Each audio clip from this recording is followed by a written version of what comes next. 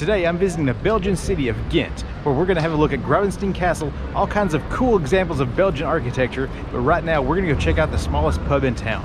Let's go.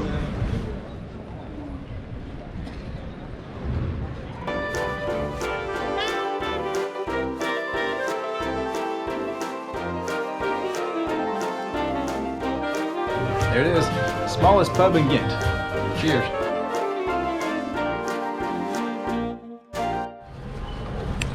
Alright, so I just had a beer at the smallest pub in Ghent, and now I'm just kind of wandering around the town and checking it all out. And by the way, that was 8% alcohol in that beer, so if I'm kind of staggering, well, you know why. But enough of that. Let's start back from the beginning. Here we have a view of the St. Nicholas Church, one of the oldest landmarks in Ghent. It is situated adjacent to a very large marketplace known as the Koremarkt.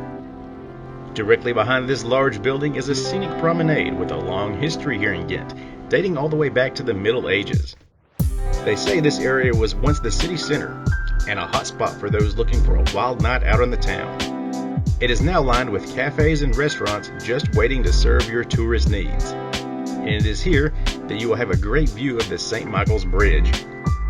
In this area, you'll also find multiple companies offering boat tours of the city's canal system, but I'm saving that type of adventure for an upcoming video.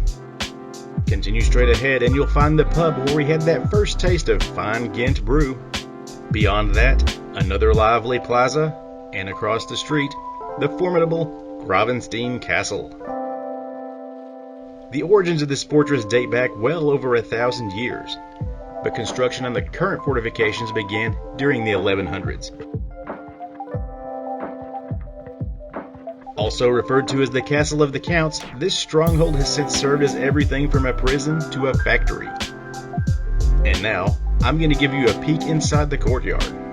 But if you'd like to venture a bit further into the castle's interior, it's going to cost you a few euros.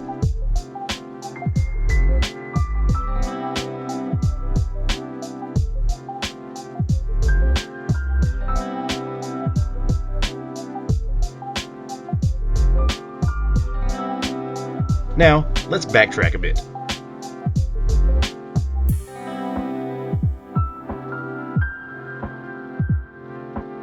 Remember the St. Nicholas Church? This is actually it you see behind me from the rear.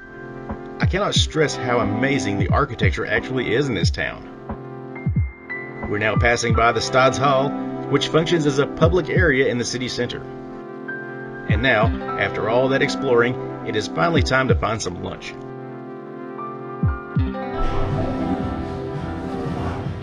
So after having beer for breakfast in Ghent, it looks like I have arrived at the right place for lunch.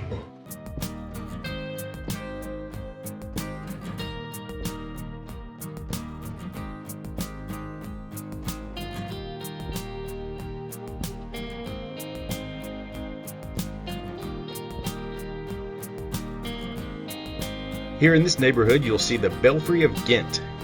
Construction on this large tower began in the 1300s, and upgrades continued throughout the years. To this day, it still serves as a bell tower, but also now features a clock. Upon passing by, you immediately notice a monument to Jan Frans Willems, the father of the Flemish movement. And you now have an amazing view of the 13th century St. Bavo's Cathedral. Heading north from this square will take you to the large yet elegant City Hall. Since the late Middle Ages, Ghent has been one of the most prominent cities in all of Europe, and currently boasts one of Belgium's largest populations. So if you find yourself in the area, stop by, and be sure you spend enough time here to fully enjoy the rich history this town has to offer. Until next time, so long from Ghent.